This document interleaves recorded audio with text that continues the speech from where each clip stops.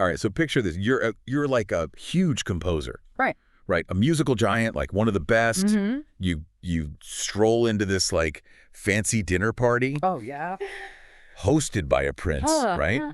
Expecting to be like celebrated So, yeah. with all the other big musical geniuses. Right. But your name's not even on the guest list. Oh, no. And you are enraged, right? You're slighted, you're overlooked. Yeah. You barge in and you demand that your portrait Oh, be why? added to the prince's collection immediately. Aha! That's Beethoven for you. Yeah, classic Beethoven. Talk about an ego, right? I mean, that anecdote, whether it's, completely factual or maybe a little embellished over time, Right. it really captures the essence of what we're talking about today. Yeah. This fascinating and often turbulent connection between creativity and mental illness.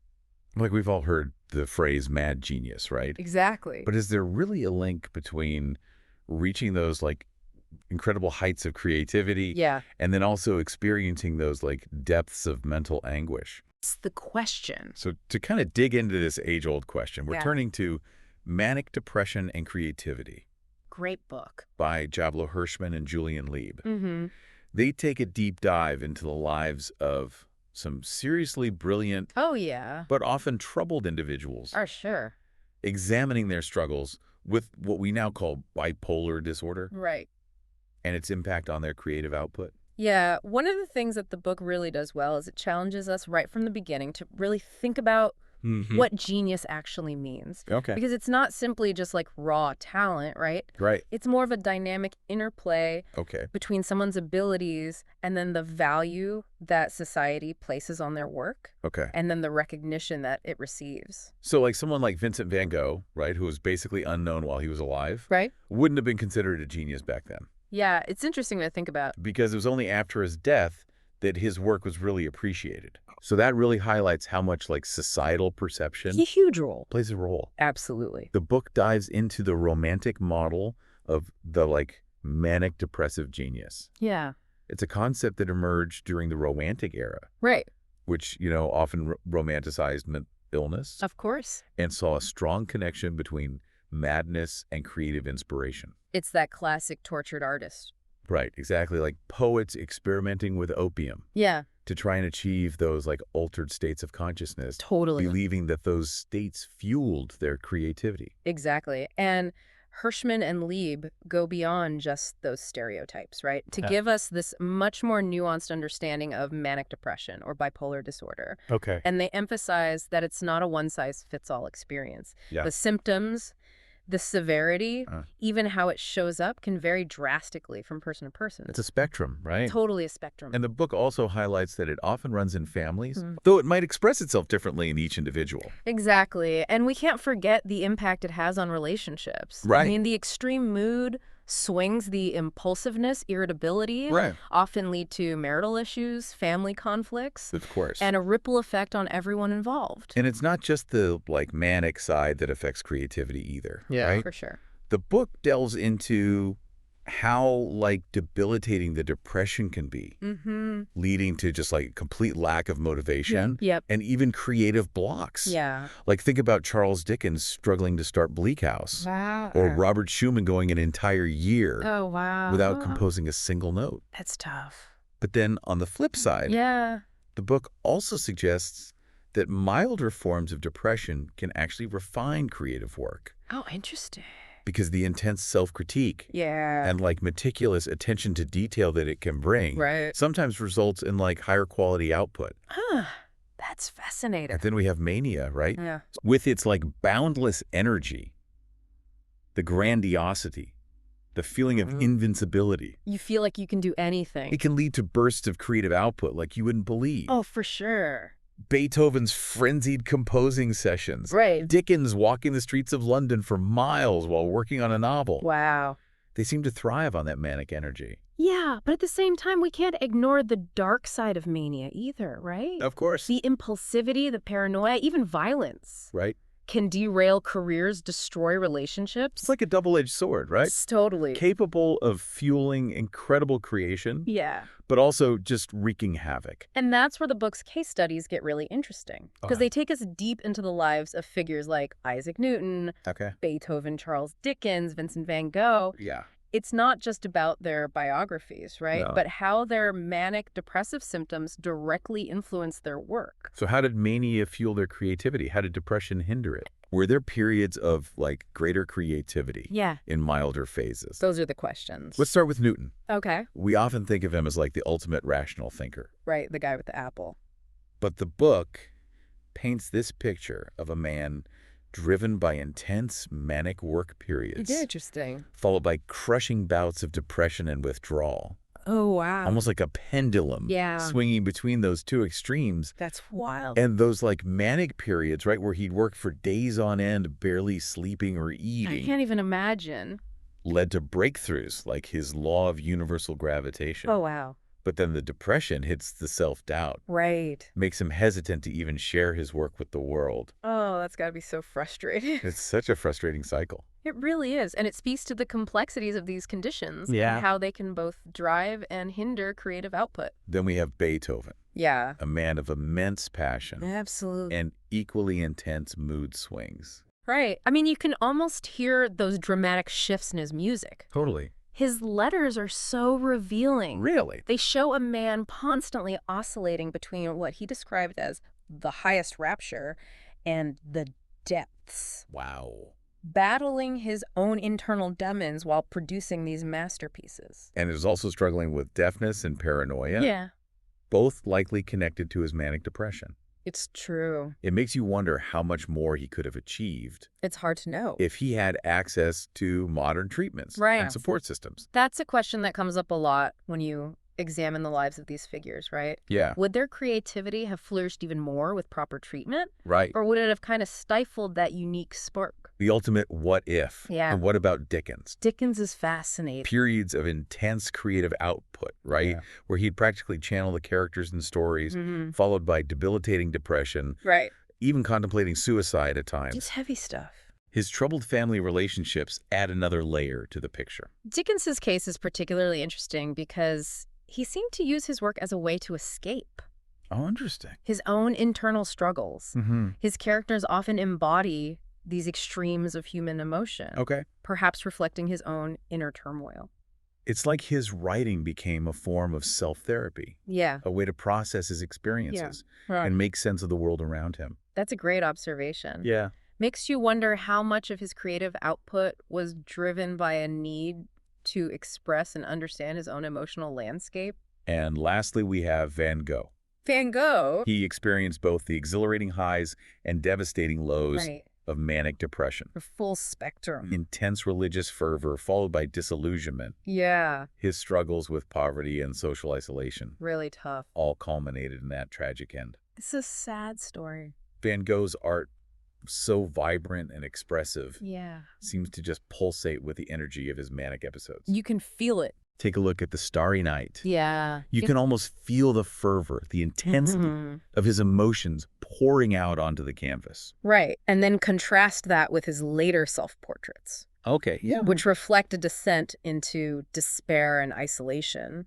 It's incredible how his artwork mirrors his internal state. Yeah. It gives us a glimpse into the mind Yeah. of a man grappling with these intense emotions. His letters also reveal a man tormented by loneliness, self-doubt, Yeah. and the fear that his mental illness would consume him. It's both heartbreaking and inspiring It is. to see how he channeled his struggles into such powerful works of art. It really speaks to the resilience of the human spirit and the power of creative expression to help us navigate even the most challenging experiences. Absolutely. Yeah. Looking at these case studies, it kind of becomes clear that the relationship between creativity and manic depression Yeah. isn't a simple cause and effect thing. Right. It's not like having the disorder automatically makes you a genius, or the other way around. No, it's much more nuanced than that. Okay. In fact, the book suggests that it's the milder phases of the disorder, Oh, it's like hypomania, that can be most conducive to creative output. okay, so like those periods of heightened energy and focus, Yeah.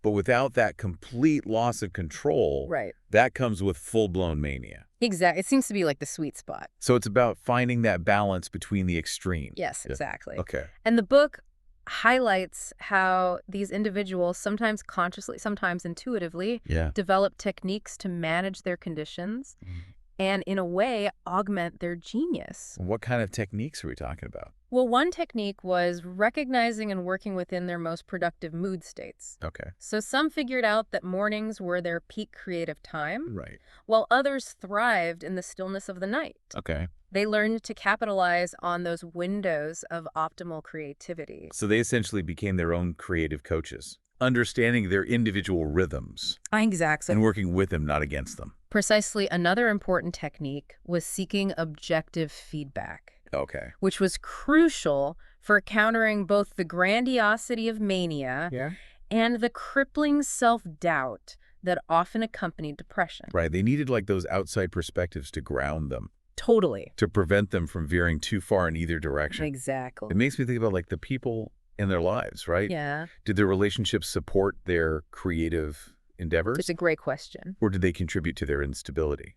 That's a great question. The book touches upon the complexities of those relationships. Yeah. And it's clear that a supportive network, Right. people who understood and encouraged their creative spirit while also providing a sense of stability, was incredibly valuable. Right. But sadly, many of these individuals also faced rejection and misunderstanding from those closest to them, Of course. which only intensified their struggles. It seems almost like a catch-22, right?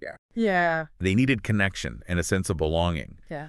But their disorder often made it difficult to maintain stable relationships. Exactly. And then the resulting isolation fueled their mental illness, Right. creating this vicious cycle. Exactly. And while those techniques certainly helped, it was a delicate balancing act. Yeah. Now, with the advances in modern treatment, Right. we have to wonder Yeah. if these brilliant minds had access to therapies like medication and psychotherapy, Okay. would their creativity have been enhanced or stifled? It's the ultimate what if. Yeah. Would they have reached even greater heights? Right. Or would those treatments have dampened the very spark that made them unique? Let's consider Beethoven for a moment. Okay. Imagine if he had access to medication to manage his dramatic mood swings. Right. And therapy to address his paranoia and struggles with deafness. Yeah. Could he have been even more prolific? Would his music have been different? It's impossible to know, for sure, Yeah. but it's a fascinating thought experiment. It is. On the one hand, managing the extremes of his condition Mm-hmm. might have allowed him to focus more on his craft Right. and potentially create even more masterpieces. Yeah. On the other hand, some might argue that the intensity of his emotions, the very things he struggled with, Yeah. were also the driving force behind his passionate and groundbreaking music. It raises the question, to what extent is creative genius Yeah. intertwined with those darker aspects of the human experience? That's a question with no easy answers. Yeah. It reminds us that creativity is a complex phenomenon, influenced by a multitude of factors, Okay. both internal and external. And the book emphasizes that while manic depression certainly played a role in the lives of these individuals, Yes. it wasn't the sole determinant of their creativity. Right. There's no single formula for genius, Right. no magic ingredient. Right. Each individual had their own unique way of navigating their internal landscape and channeling their experiences into creative output. So instead of focusing on the label of manic depression, Yeah. we should be looking at the broader picture. The whole person. The individual's personality, their resilience, their support systems, Exactly. and how all those factors interact with their creative process. Absolutely. And it's important to remember that these individuals, despite their struggles, Yeah. found ways to harness their unique perspectives and produce works that continue to inspire and move us today. Yeah. Their stories remind us that creativity can thrive even in the face of adversity, Yeah. and that what we might perceive as abnormality Right. can sometimes be the wellspring of extraordinary talent. That's an important point. Yeah. It challenges us to move beyond simplistic notions of what constitutes normal and appreciate the diversity of human experience. Yeah. After all, who are we to say what's normal when it comes to the creative mind? It makes you wonder how many brilliant minds throughout history Oh, yeah. were silenced or dismissed Yeah. because their way of thinking, their way of being in the world didn't fit the conventional mold. And how much creative potential is being lost today because we're still struggling to understand and embrace those who think and experience the world differently. Right. Absolutely. Maybe instead of trying to categorize or label, Yeah. we should focus on nurturing and supporting those sparks of creativity. I love that. wherever we find them, regardless of whether they fit the mold or break it entirely. I agree. And maybe by understanding the struggles and triumphs of these mad geniuses, Yeah. we can gain insights into our own creative processes, Hmm. our own ways of navigating the world. Right. Perhaps we can even find ways to foster greater understanding and acceptance of mental illness, Yeah. recognizing that it's not a barrier to creativity, Yeah. but rather a part of the rich tapestry of human experience. You know, the book talks about how Dickens used long walks to process his emotions and generate ideas. Oh, really? He'd walk for miles through London, observing people, Wow. letting his mind wander. It makes me think about how important it is to step away from our desks sometimes, Yeah. to engage with the world around us, Right. and allow our thoughts to flow freely. I think that's a fantastic takeaway. Yeah. We often get so caught up in our routines and the pressures of daily life Right. that we forget to create space for those moments of inspiration and reflection. And maybe those moments are even more crucial for those who struggle with mental illness, Yeah. who might need that time and space to process their emotions Mm-hmm. and find those creative outlets that allow them to thrive. Perhaps. And it's a reminder that there's no one-size-fits-all approach to creativity. What works for one person might not work for another. Of course. The key is to find what resonates with you, what allows you to tap into your unique voice Yeah. and express yourself authentically. And to create a space for yourself and for others Yeah, where those expressions are welcomed, valued, and encouraged, I love that. regardless of whether they fit into predefined categories or challenge our preconceived notions of what creativity should look like. I couldn't have said it better myself. The world needs more of that kind of acceptance and understanding. So it's interesting to think about how these ideas apply to like artists and creatives today, right? Yeah. Do you think modern society, with all its pressures and expectations, Mhm. impacts mental health and creative expression differently than in the past? It's a great question and one that deserves careful consideration, you know? Yeah. While we've made progress in terms of understanding and treating mental illness, the pressures on artists today are arguably more intense than ever. Yeah, think about the constant pressure to produce, Yeah. to be on all the Right. time, to build a personal brand. Across multiple platforms, it's a lot. It can be incredibly overwhelming. And that constant exposure can also lead to increased scrutiny and criticism, Right. which can be really challenging for folks who are already struggling with mental health issues. It makes you wonder if some of the techniques these historical figures used Yeah. to manage their conditions, like Dickens' long walks Yeah. or Beethoven's periods of isolation, Yeah. are even possible in today's hyperconnected world. It's definitely more difficult to disconnect and find that space for quiet reflection Yeah. when you're constantly bombarded with notifications, emails, and demands on your time. And that's not even considering the economic pressures many artists face. Oh, absolutely. The cost of living, Yeah. the competition for funding and opportunities, Hmm. the need to constantly hustle just to make ends meet. Right. You got to pay the It bills. all adds up. These are all factors that can contribute to stress, anxiety, and burnout, Right. which can exacerbate existing mental health conditions Yeah. or even trigger new ones. So while we've made strides in terms of treatment and understanding, Yeah.